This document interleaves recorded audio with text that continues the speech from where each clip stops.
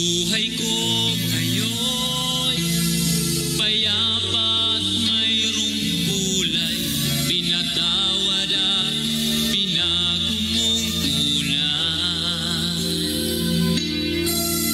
Tanging ikaw, Jesus, ang aking pag-asang taglay. Sa pagsubok man, ikaw ang karamay. Ang puso ko'y gagalak na magpuri sa ngalan mo. Ang himig ko'y naglaan sa pagsamba lamang sa'yo. Tunay ngang dakila ka, O Diyos, sa buhay kong ito. Kaya't walang hanggang papuri ang alay. Ang puso ko'y gagalak na magpuri sa ngalan mo. Ang himig ko'y naglaan sa pagsamba lamang sa'yo. Tunay ngang dakila ka, O Diyos, sa buhay kong ito. Kaya't walang hanggang papuri ang alay. Ang puso ko'y nagagalak na magpuri sa ngalan mo. Ang himig ko'y laging laan sa pagsamba lamang sa'yo.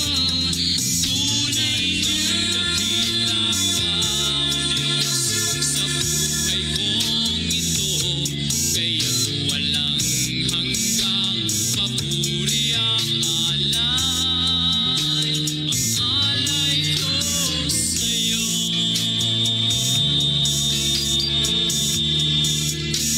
Ang alay ko sa'yo.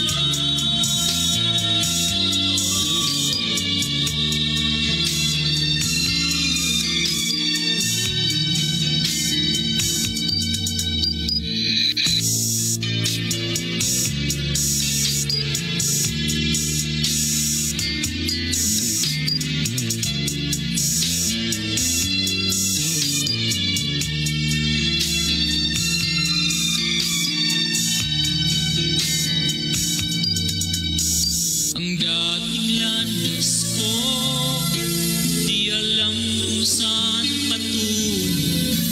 Puso at isip ko'y litong-lito. Ngunit ikaw, Jesus, ang sa'kin nagbigay gabay.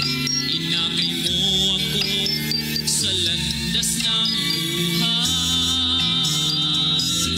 Ang puso ko'y gagalak na magpuri sa ngalan mo. Ang himig ko'y laging laan sa pagsamba lamang sa'yo. Tunay ngang dakila ka, O Diyos, sa buhay kong ito. Kaya't walang hanggang papuri ang alay. Ang alay ko sa'yo. Purihin ang pangalan ng ating Panginoong Hesukristo, mga kapatid at mga kaibigan. Sa himig po na inyong napapakinggan ay muli pong sumasaimpapawid ang programang si Jesus na buhay, ang buhay na pag-asa. Amen. Kayo po ay nakikinig sa himpilan ng New Gen FM 100.7. Live po tayo dito po sa Barangay Fabrica, Bulan, Sorsogon. Sa pangalan po ng inyong pastor, Pastor Andy Rosari, ako po ang inyong lingkod, Pastor Alfred Generalo ng United Pentecostal Church, na inyo pong makakapili ngayon sa pagbabasa ng salita ng ating pong Panginoon sa pag-aaral. Kasama ko po si Brother Raymar, Brother Chari, and Brother Aljon sa pagbabasa ng salita ng ating pong Panginoon. Maraming salamat po sa inyong pakikinig, sa inyong pagsubaybay. Meron din po sa atin pong technical side, Paring Box. Maraming salamat po sa pag-assist. Pagpalain po kayo ng ating Panginoon. Ang inyong lingkod po, mga kapatid, Pastor Alfred ng United Pentecostal Church Matnog, ay patuloy pong nagpapaanyaya sa inyo na patuloy nating subaybayan at paglaanan ng panahon ang mga salita ng ating pong Panginoon. Kung kayo po ay mayroong mga katanungan pwede nyo po akong tawagan o di kaya i-text sa CP number 0967-364-7164. 0967-364-7164. Yan po ang aking contact number, mga kapatid. At ang patuloy po naming pinapaanyaya sa inyo kung kayo po yung mga katanungan, at malugod po naming ipaglilingkod sa inyo ang mga salita ng Panginoon maging sa inyo pong mga tahanan. Magandang umaga po sa lahat ng atin pong mga kapatiran dito po sa United Pentecostal Church Bulan, sa tatlong congregation po na UPC Bulan, sa congregation po ng Magsaysay, congregation ng Santa Remedios, at maging ang Iquirino congregation. Magandang umaga po sa inyo, mga kapatid. Magpatuloy lamang po tayo sa paglilingkod sa Diyos hanggang sa kanyang muling pagbabalik, sapagkat nalalapit na po ang muling pagbabalik ng ating Panginoong Jesucristo. Mga kapatid at mga kaibigan, sa lahat ng mga nakikinig sa kanila pong mga himpilan, sa kanila pong mga radio, magandang umaga po sa inyo lahat, mga kaibigan. Sa lahat ng naabot ng himpilang ito sa buong probinsya ng Sorsogon at Masbate, magandang umaga po sa inyong lahat. Maging dyan po sa Ticao Island, dyan po sa Samar, dyan po sa Kapol, at maging sa Masbate, dyan po sa Bihiya. Magandang umaga po sa inyong lahat, mga kapatid. Pagpalain po kayong lahat ng ating Panginoon. Maging sa lahat ng atin pong mga Facebook Live viewers, magandang umaga po sa inyo. Sister Dolor Quezon, good morning. Sister Marlene Gulyoso, pagpalain po kayo ng Panginoon sa inyo pong panunood. Amen. Maging kay Sister Gemma Guelas, magandang umaga po, pagpalain kayo ng Panginoon. Maging kay Sister Regine Chuji, dyan po sa UPC Japan, magandang umaga po sa lahat ng mga kapatiran natin dyan sa UPC Gifu Japan. Magandang umaga po. Maging kay Sister Christine, Sister Cherry Ikeda, magandang umaga po sa inyo. Pagpalain po kayo ng Panginoon sa inyong pagsubaybay. Kay Sister Christine Murata Burabo, magandang umaga po. Pagpalain kayo ng ating Panginoong Jesucristo. Sister Zenaida Ubado Doctolero, thank you so much for watching. Pagpalain po kayo ng Panginoon. And Sister Divine Espela Guyal, good morning. Maging kay Mama Nancy, amen, dyan po sa Las Palmas, pagpalain po kayo ng Panginoon. Sister Beth Angeles, Sister Angelita Ligoro, good morning. Pagpalain po kayo ng Panginoon. And Sister Julie Albao, magandang umaga po. Sister Chris, Brother Chris Pilutin, good morning. Pagpalain po kayo ng Panginoon sa inyo pong pakikinig. Maging kay Sister Laura Gumban, dyan po sa Barangay Lahong. Amen. Sister Margie Guitan Isiha, dyan po sa Santa Remedios. Ang Guneo family, Isiha family at Solidad family, magandang umaga po sa inyo. Pagpalain po kayo ng Panginoon. Sister Cristita Bugayong, Sister Ning, ang atin pong LM President dito po sa Bulan, magandang umaga po. Pagpalain po kayo ng Panginoon. Amen. Sister Julie Albao, watching from Cavite, pagpalain po kayo ng Panginoon. Amen. Praise God. At sa lahat, maging kay Brother Andy Orozco, amen, sa lahat ng mga naabot po ng himpilang ito, pagpalain po kayo ng Panginoon. Amen. Praise God. At ang programang Jesus ang Buhay na Pag-asa ay patuloy po nating napapakinggan araw-araw mula Linggo hanggang Sabado alas 5 ng madaling araw, mga kapatid, ay patuloy po nating mapapakinggan. Amen. At pagbati din po sa atin pong Senior Pastor, Pastor Randy Rosare, amen, na nasa Palawan po ngayon. Pagpalain po kayo ng Panginoon. Maging kay Pastora Maricar, dyan po sa Iquirino, at kina Sister Angel Zoe, pagpalain po kayo ng Panginoon. Maging ang inyo pong buong pamilya, pagpalain kayo ng Panginoon. Maging ang atin pong mga kapatiran sa United Pentecostal Church Matnog, pagpalain po kayong lahat ng Panginoon. Dyan po sa Manurabi Church, dyan po sa Gadgaron, sa sentro ng Matnog, pagpalain po kayo ng Panginoon. Maging ang mga kapatiran natin dyan sa Kalintaan, magandang umaga po. Pagpalain po kayo ng Panginoon. Amen. At patuloy lamang tayo maglingkod sa Diyos hanggang sa kanyang muling pagbabalik.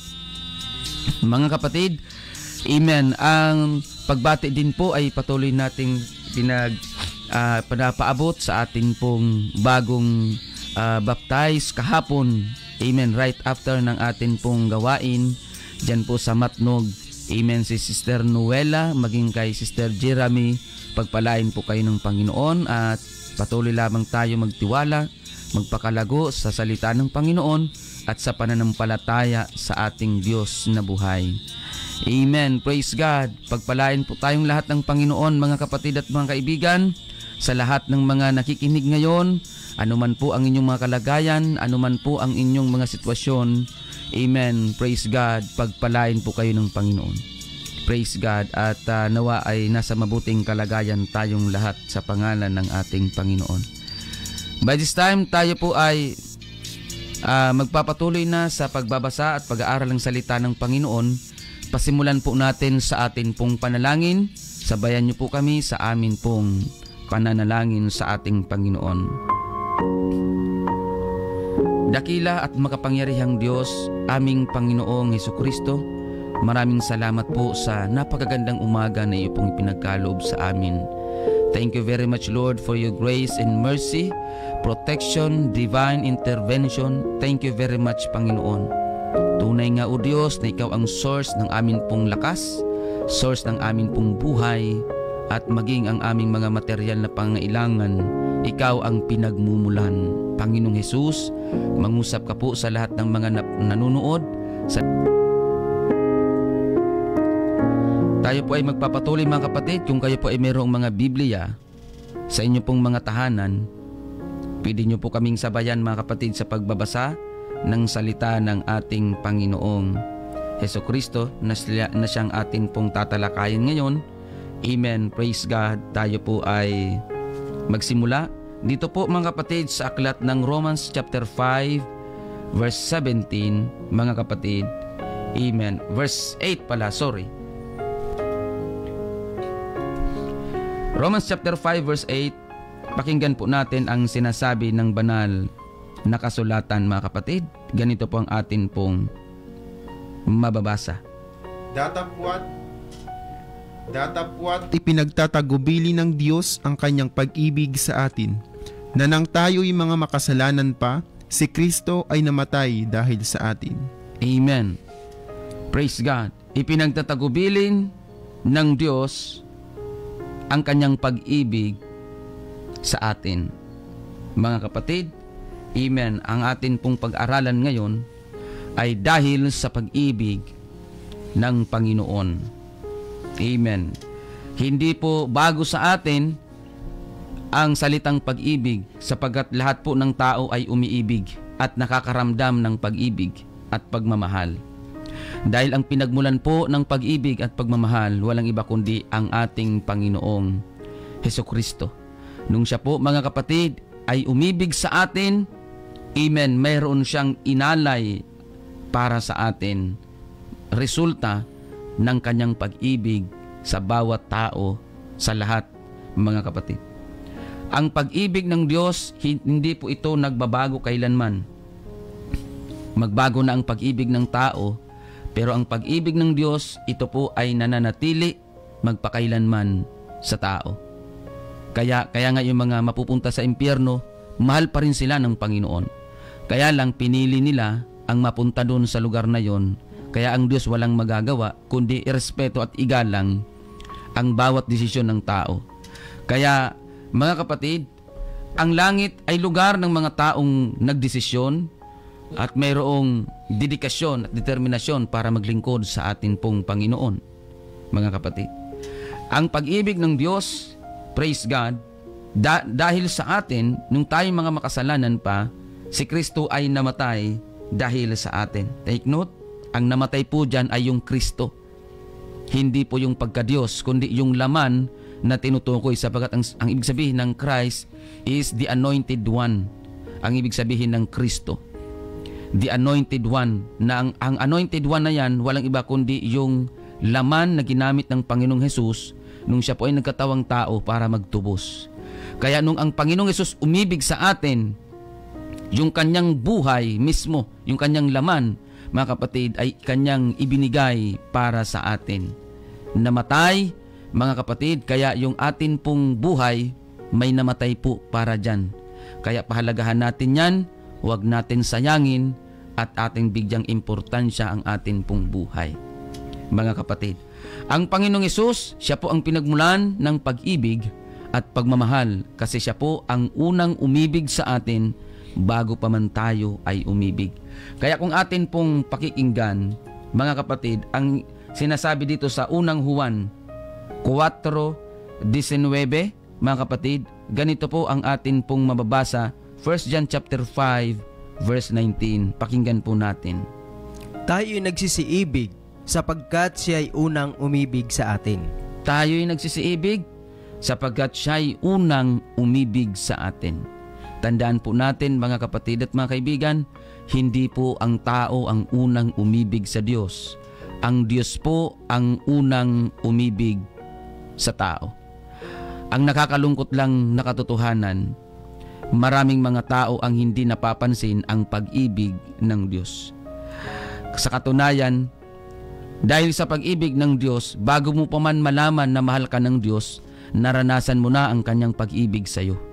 Bago mo pa na-realize na mahal ka ng Diyos, nai-enjoy mo na ang pag-ibig ng Diyos sa iyo. Dahil nung umibig sa atin ang Panginoong Hesukristo, tinubos niya tayo mula sa kasalanan, mula sa alipin ng pagkakasala.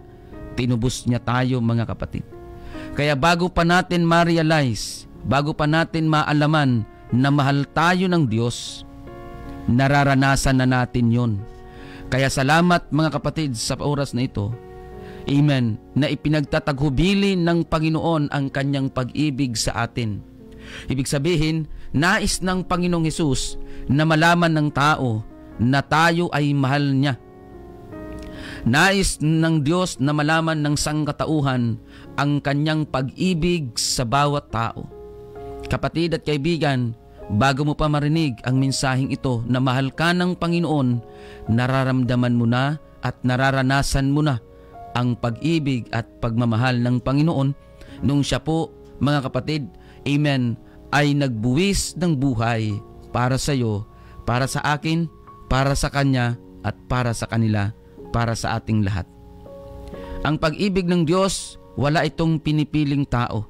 Ano man ang ating kalagayan, ano man ang estado ng atin pong buhay, ano man ang atin pong mga sitwasyon, ano man ang atin pong mga kinalalagyan, mahal tayong lahat ng ating Panginoong Hesukristo. Hindi siya Diyos na nagtatangi, mga kapatid. Wala siyang tinatanging tao. Lahat ay mahal ng Panginoon. Kahit ikaw ay patuloy na nagkakasala, kahit ikaw ay patuloy na nag-iinsulto, kumukutya, mahal ka ng Diyos, kapatid at kaibigan. Ano man ang iyong kalagayan ngayon, mahal ka ng Panginoon, mga kapatid. Amen. Ano man ang iyong sinasabi o nasa isip tungkol sa Diyos, mahal ka ng Panginoon. Hindi mo man siya paniwalaan o paniwalaan mo man, mahal ka ng Panginoon. Kapatid, praise God, huwag mong sayangin ang iyong buhay sapagkat mayroong Diyos na totoong nagmamahal sa iyo. Marahil sa mundo walang nagmamahal sa iyo, pero ang Diyos patuloy na nagmamahal mula pa noon hanggang ngayon.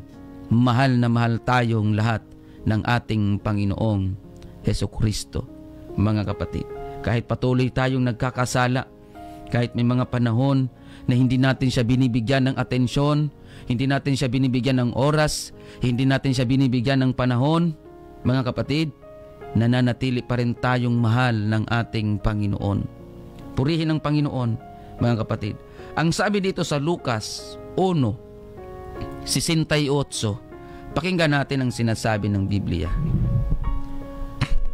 Purihin ang Panginoon, ang Diyos ng Israel, sapagkat kanyang dinalaw at tinubos ang kanyang bayan.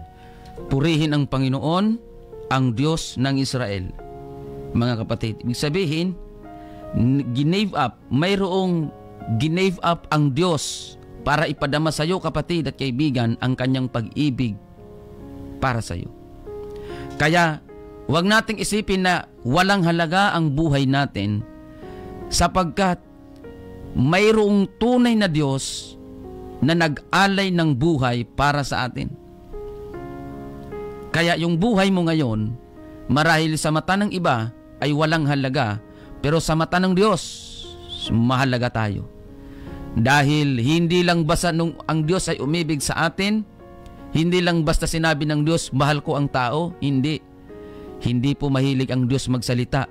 Dahil ang Diyos, mga kapatid, kapag siya po ay umiibig sa atin, ipinapadama ng Diyos ang nais niya para sa tao. Ngayon, ang Diyos ng Israel, wala nang iba, nag-iisa lamang po yan. Nagdalaw at nagtubos. Paano siya nagdalaw at nagtubos? Kasi ang pinag-uusapan natin dito ay ang pag-ibig ng Diyos. Ngayon, ang pag-usapan naman natin ay ano ang ginawa ng Diyos nung siya po ay umibig. Kasi ang sabi doon sa key verse na binasa natin, ipinagtatagubilin ng Diyos ang kanyang pag-ibig sa atin. Na nang tayo mga makasalanan pa, si Kristo ay namatay dahil sa atin. Yung Kristo yung laman. Ano ang ginawa ng Diyos bago niya may padama sa tao at para may padama niya sa tao ang kanyang pag-ibig? Ang sabi ng Biblia sa Lucas 1:68, nagdalaw at nagtubos. Siya po ang orihinal niyang kalagayan ay nasa langit. Nung umibig ang Diyos, dinalaw niya tayo at hindi lang basta dinalaw, tinubos tayo mula sa ating mga kasalanan. Paano ang Diyos nagdalaw at nagtubos? Pakinggan natin dito po mga kapatid. Sa Philippians chapter 2 verse 6 mga kapatid, pakinggan natin ang sinasabi ng Biblia. Na siya, bagamat nasaan yung Diyos, ay hindi niya inaring isang bagay na nararapat panangnan ang pagkapantay niya sa Diyos. Tuloy. Kundi bagkus, hinubad niya ito at nag-anyong alipin na nakitulad sa mga tao. Mga kapatid, ang paraan, ang pagdalaw at ang pagtubos ng Panginoon, mga kapatid, amen, hindi naman pwedeng magtubos ang Diyos na Espiritu. Hindi paano siya ipapako, mga kapatid. Dahil ang pagtubos, kailangan may banal na dugo na mabuhos. Yun ang paraan ng pagtutubos. Ngayon, itong nag-iisang Diyos, amen, ng Israel, na kung saan ito ang tunay na Diyos, nagdalaw at nagtubos. Sa paanong paraan, meron siyang ginawa. Mga kapatid, ang sabi dito, amen, praise God, hindi niya inari ang pagkapantay niya sa Diyos. Kung baga, hinubad niya ito at nag-anyong alipin na nakitulad sa mga tao. Mga kapatid, isinantabi ng Diyos kung sino siya, mga kapatid. Inalis niya sa kanyang isip kung sino siya, may padama lang sa atin ang kanyang pag-ibig sa atin. Kumbaga, inilibel ng Diyos ang kanyang sarili sa tao upang makita at maramdaman ng tao ang pag-ibig na sinasabi niya para sa tao. Ganon ka buti at kaganda ang Panginoong Hesukristo, mga kapatid, para maramdaman ng tao ang kanyang pag-ibig sa tao. Ang expression niya ay inilibel niya ang kanyang sarili. Hindi lang inilibel, mga kapatid, praise God, nagpakababa pa siya kaysa sa tao. Hindi lang niya inilibel, mga kapatid, sa tao ang kanyang sarili. Una niyang ginawa, isinantabi niya ang pagiging Diyos niya. Hindi niya sinabi sa mga tao, Diyos ako, paglingkuran niyo ako. Hindi lang niya sinabi nung umibig siya sa atin. Ang ginawa niya, mga kapatid, hindi lang niya inilibel ang kanyang sarili sa tao, kundi nagpakababa pa siya sa orihinal at sa kalagayan ng tao. Kaya nga nung siya nagkatawang tao, mga kapatid, amen, yung laman na nagagamitin niya, ipinanganak sa sabsaban. Ibig sabihin, walang tamang lugar, walang maayos na lugar, walang maayos na kalagayan. Ganun ang Diyos magpakababa para sa tao. Imagine, nilikha lamang tayo ng Diyos, pero anong ginawa ng Diyos nung tayo ay nagkasala, mga kapatid? Amen. Nagpakababa siya para sa atin, at hindi lang nagpakababa, mga kapatid, inalay pa ng Diyos ang kanyang buhay para sa atin. Kaya, mga kapatid at mga kaibigan, manhid lang ang hindi makakaramdam ng pag-ibig ng Diyos, mga kapatid. Kaya nga ako personally, naiinis talaga, nakakainis ang mga tao na hindi naniniwala sa Diyos. Kasi ang tao po na hindi naniniwala sa Diyos, sa demonyo yan naniniwala. Kasi dalawa lang po ang umiiral na dito sa mundo. At dalawa lang ang pwedeng paglingkuran ng tao. Kung hindi ang Diyos, ang dyablo. Kaya pag hindi ka kumikilala sa Diyos, automatic naniniwala ka sa dyablo. Kaya salamat sa pag-ibig ng Diyos, mga kapatid. Mapalad ang tao na nagbubukas ng puso, nagbubukas ng isip, nagbubukas ng pintuan ng kanilang tahanan para pag-aralan ng salita ng Panginoon, sapagat ang Biblia, ito po ay nagsisilbing love letter ng Panginoon na kung saan dito nakatala ang mga dapat nating gawin at maipadama ng Diyos ang kanyang pag-ibig sa atin. Hindi lang ng Diyos inilebel ang kanyang sarili sa mga tao, kundi nagpakababa pa siya sa kalagayan ng tao. Mahal tayong lahat, mga kapatid ng Panginoon. Kung sa tingin o sa pakiramdam mo, wala nang nagmamahal sa iyo, kung sa pakiramdam mo, walang pumapansin sa iyo, kung sa pakiramdam mo, wala kang halaga sa mata ng tao, kapatid at kaibigan, lumapit ka lang sa Panginoong Hesukristo. Magpakumbaba ka sa Panginoong Hesus, mga kapatid. Dahil sa paglapit natin sa Diyos, dito lamang natin mararamdaman na kung sa mata ng mundo, sa mata ng tao, wala kang halaga. Pero sa mata ng Diyos, meron kang halaga. At hindi ka lang mahalaga, ikaw ay espesyal at napakahalaga sa mata ng tao. Ano man ang iyong kalagayan, mayaman ka man o mahirap, nasa middle class ka man, mahal ka ng Panginoon. Makasalanan ka, mahal ka ng Panginoon. Huwag nating isipin na hindi ka natatanggapin ng Diyos. Dahil ang totoo, hinihintay ka lang ng Panginoon na humakbang. Hinihintay ka lang ng Diyos na lumapit sa Kanya. Mga kapatid, dahil matagal na po, gusto ng Diyos na ang tayo po ay pagharian ng ating Panginoon. Bakit? Dahil nakikita ng Diyos ang iyong paghihirap. Nakikita ng Diyos ang iyong mga pagpapagal. Nakikita ng Diyos ang mga mabibigat mong pasanin sa buhay. Kaya ang Diyos, mga kapatid, ay matagal nang nagpapaanyaya sa tao. Lumapit tayo sa Kanya. Mga kapatid, amen. Hindi lang siya nagpakababa, namatay siya, yung kanyang laman para sa atin. Kaya nga, balikan natin yung teksto natin, Romans chapter 5 verse 8. Pakinggan natin ulit, mga kapatid, Romans chapter 5 verse 8. Datapwat ipinagtatagubili ng Diyos ang kaniyang pag-ibig sa atin, na nang tayo'y mga makasalanan pa, si Kristo ay namatay dahil sa atin. Maliwanag ang sinasabi, mga kapatid.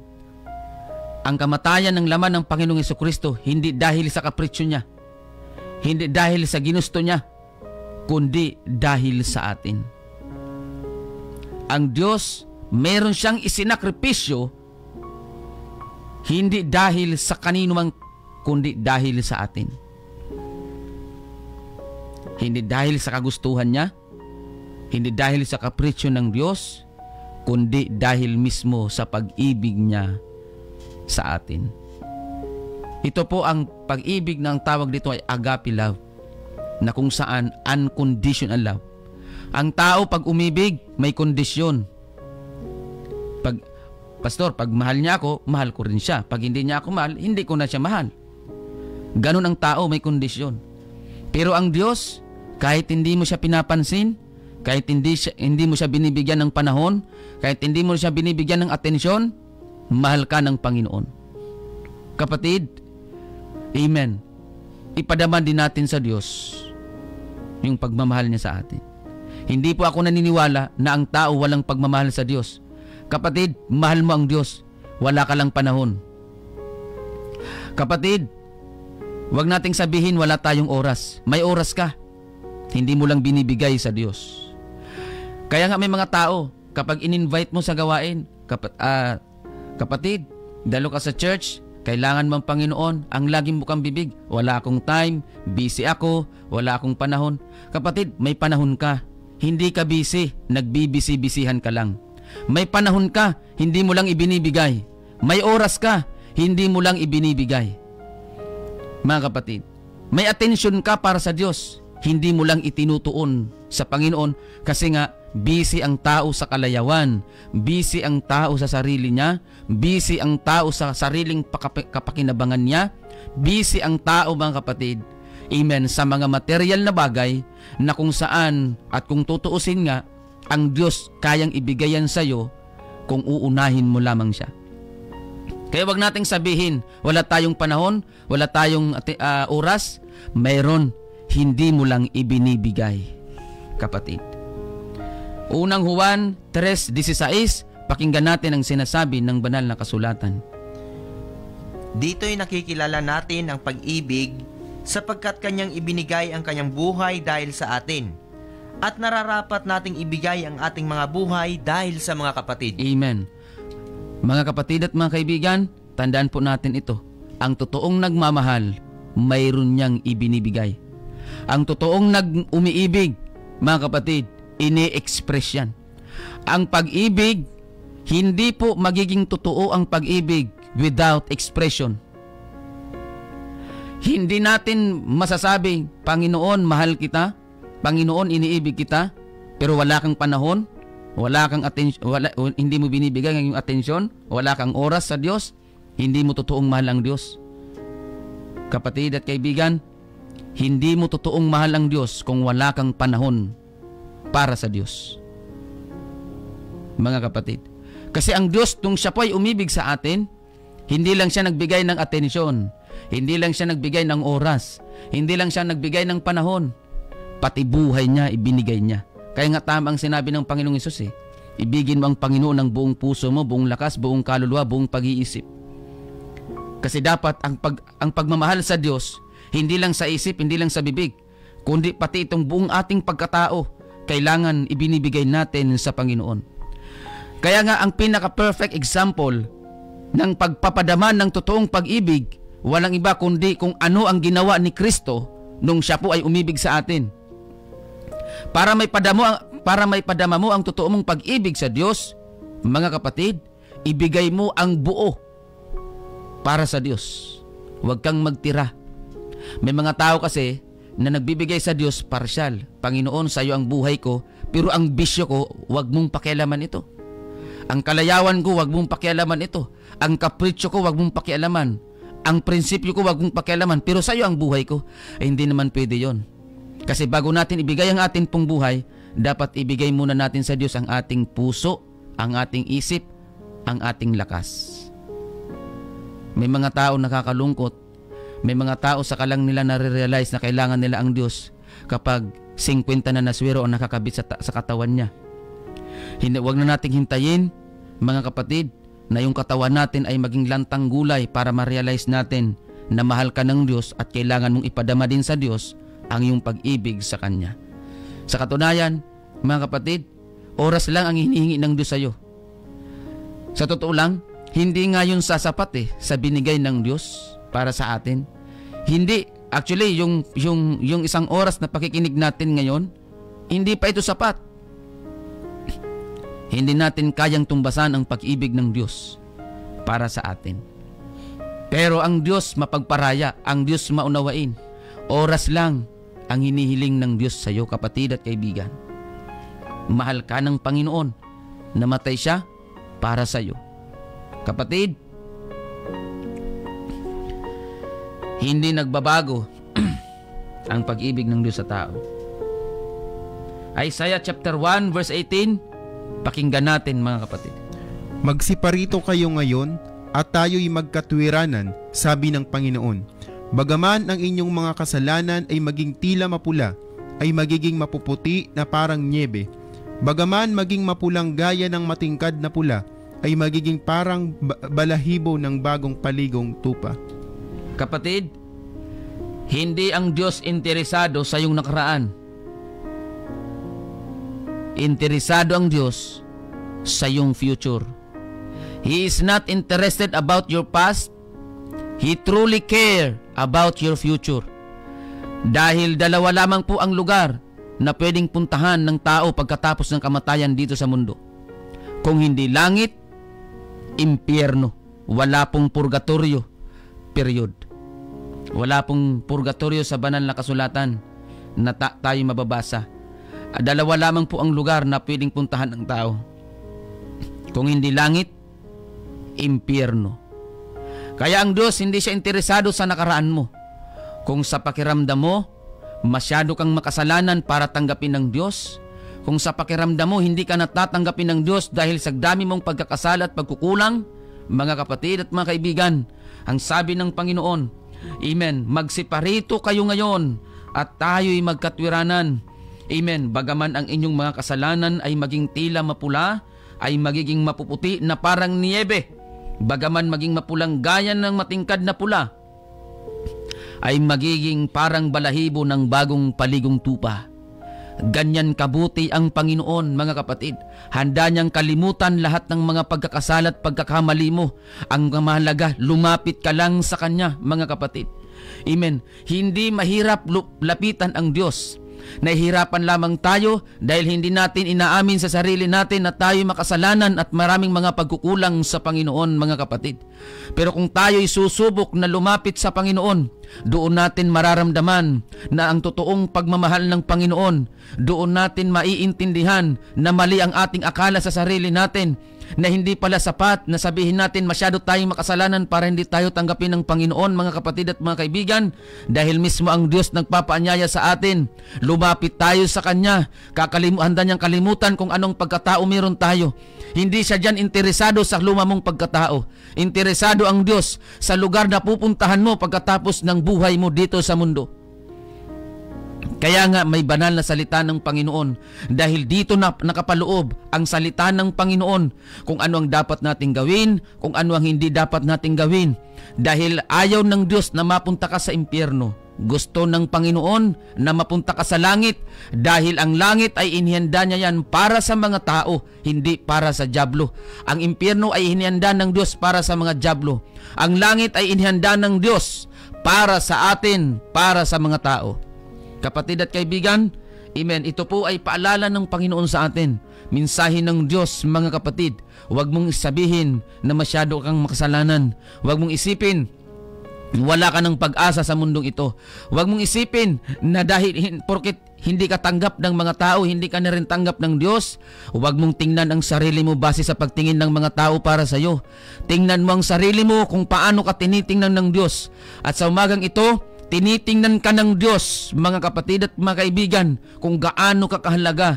Hindi ka tinitingnan ng Diyos kung gaano ka makasalanan. Tinitingnan ka ng Diyos kung ano ang pwede mong gawin.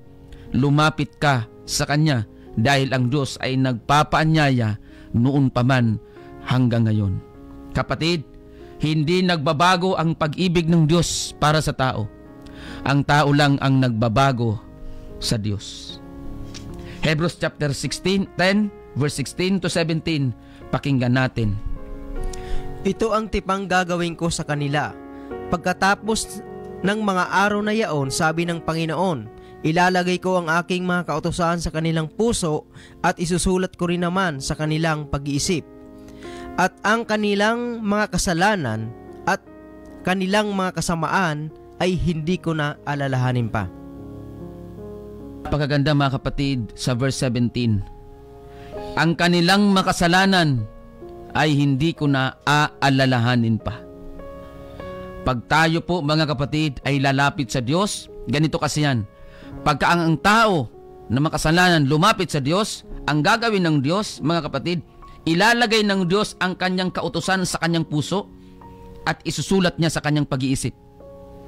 Pag nailagay ng Diyos ang kanyang kautusan sa puso ng taong makasalanan at mga kapatid, isinulat mga kapatid sa kanyang pag-iisip, hindi na aalalahanin ng Diyos ang kanyang kasalanan.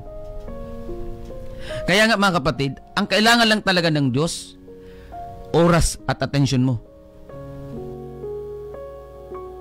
Hindi kailangan ng Diyos ang talento mo, hindi kailangan ng Diyos ang abilidad mo, hindi kailangan ng Diyos ang kayamanan mo, hindi kailangan ng Diyos ang kasalanan mo, hindi kailangan ng Diyos, amen, ang mga kapasidad mo sa buhay. Ang kailangan lang ng Diyos sa iyo, yung oras mo, yung atensyon mo, yung panahon mo para sa Kanya. Dahil sa totoo lang, amen, kung ang tao ay lalapit sa Diyos, hindi naman ang Diyos ang makikinabang talaga. Ang tao po talaga ang makikinabang sa Diyos. Hindi naman talaga ang Diyos ang makikinabang sa atin. Ano naman ang mapapala ng Diyos para sa atin kung tutuusin? Ang buhay natin galing sa Kanya. Lakas mo galing sa Kanya. Kayamanan mo, galing sa Kanya yan. Abilidad mo, talento mo, galing sa Kanya yan. Kaya lahat ng bagay na meron tayo, yan ay galing sa Diyos. Pero mga kapatid, ba't hindi natin maintindihan na kailangan lang ng Diyos ang oras natin, ang panahon natin, ang atensyon natin? Hindi naman tayo kailangan ng Diyos ang pera natin. Pera natin, mga kapatid, pag namatay tayo, hindi naman madadala natin yan. At sa katunayan, hindi kayang tumbasan ng pera kung ano ang pangangailangan natin sa sarili natin. Kapatid at kaibigan, kung ikaw man ay mayaman, aminin mo man sa hindi, may kulang dyan sa puso mo. May kirot dyan sa puso mo every time na naririnig mo ang mensaheng ito. Dahil ang totoong nagkukumpleto sa buhay ng tao at sa pagkatao mismo ng tao, walang iba kundi ang Diyos mismo sa pamamagitan ng Kanyang salita. At hindi sa mga material at pera na bagay sa mundong ito, mga kapatid. Amen. Kung sa tingin mo makasalanan ka, kaya kang tanggapin ng Diyos. Kung hindi ka man tanggap ng lipunan, hindi importante yon. Ang importante, kaya kang tanggapin ng Diyos. Kaya wag tayong masyadong makinig sa mga opinyon ng mga tao na hindi naman talaga makakatulong sa buhay natin. Mas pakinggan natin ang Biblia. Sapagat sa Biblia, dito natin mararamdaman, dito natin mauunawaan, dito natin makikita ang totoong pag-ibig at pagmamahal ng Diyos para sa atin. Mahal tayong lahat ng Panginoon. Romans 8:38 to 39, pakinggan natin. Sapagkat ako'y naniniwalang lubos na kahit ang kamatayan man, kahit ang buhay, kahit ang mga anghel, kahit ang mga pamunuan, kahit ang mga bagay na kasalukuyan, kahit ang mga bagay na darating, kahit ang mga kapangyarihan, kahit ang kataasan, kahit ang kababaan, kahit ang alinmang ibang nilalang, ay hindi makapaghihiwalay sa atin sa pag-ibig ng Diyos na nasa kay Kristo Jesus na Panginoon natin. Binanggit doon, mga kapatid, ni Apostol Pablo ang mga posibleng makapaghiwalay, mga kapatid. Pero yung mga bagay na yon ay hindi talaga makapaghihiwalay ng pag-ibig ng Diyos para sa atin. Take note, yung pag-ibig ng Diyos, hindi yan pwedeng hadlangan at hindi yan kayang hadlangan kahit si Satanas. Hindi kayang hadlangan ni Satanas ang pag-ibig ng Diyos para sa tao. Pero ang pag-ibig ng tao, yun ang naghihiwalay sa atin at sa Diyos. Kaya nga, mga kapatid, ang tanong dito ngayon ng Diyos sa atin, kung totoong mahal natin siya, paano natin ito ipapadama sa Kanya at paano natin ito ipapakita sa Diyos, yung pag-ibig natin sa Kanya. Dahil nung ang Diyos ay umibig sa atin, ipinakita niya ito sa atin. Until now, ipinapakita ng Diyos sa atin ang Kanyang pag-ibig. Na kahit wala kang oras, kahit wala kang panahon, mahal ka pa rin ng Panginoon. May hininga ka pa rin, may buhay ka pa rin. May material na bagay ka na nakukuha, na hindi mo kailangan mamalimos para makakain. Yun ay pag-ibig ng Diyos sa atin. Bagamat salat tayo sa material na bagay, pero hindi natin may kakaila na ang pinakakayamanan sa mundong ito hindi talaga material, kundi Diyos at malusog na pangangatawan. Kahit bigyan ka, Brother Raymar, ng 1 trilyon, pag araw-araw ka naman dinadialysis, wala rin yun. Payag ka po, Badjari? Bigyan ka ng 100 million o kaya 100 billion, pero weekly ka dinadialysis. Bawal ka kumain ng mga gusto mo. Anong aanhin ko ang 100 billion kung wala namang saysay itong aking katawan?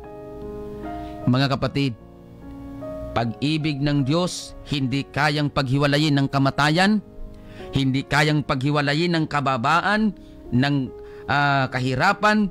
Mga kapatid, maging ang mga bagay na darating ay hindi makapaghihiwalay sa atin sa pag-ibig ng Diyos. Kaya kapatid, mahal ka ng Panginoon. Anuman ang mangyari, mahal ka ng Panginoon. Last verse siguro na atin pong ipaglilingkod na salita ng Panginoon. Pakinggan natin Mateo 11:28.